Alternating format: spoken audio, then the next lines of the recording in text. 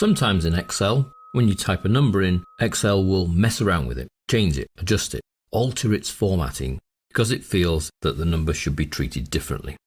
Now you might have seen this occur already if you've been using Excel.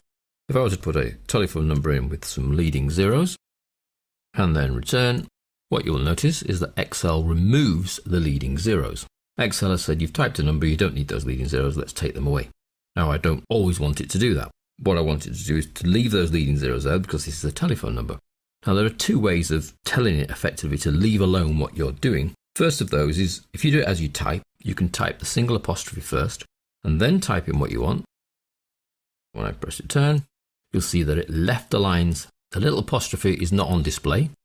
It is if you click and have a look in the formula bar, you can see the little apostrophe at the top there, but it's not displayed in the cell. And you get one of these little warning symbols that says it's stored as text.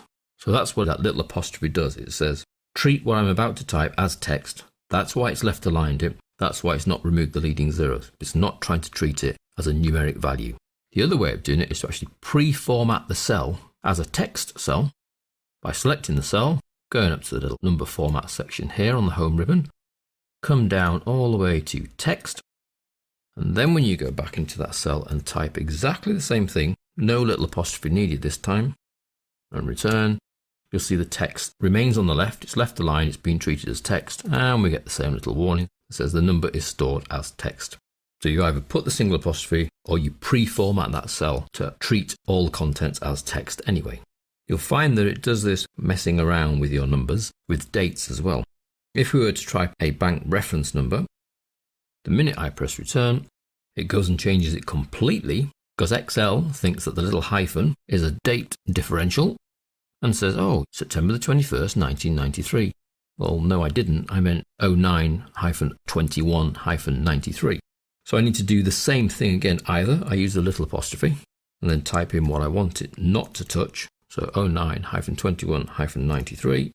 And you'll then see it gets shown and displayed and treated as, in this case, a bank reference number. Or I could do, as we did before, pre-format the cell to tell it to treat all the contents as text.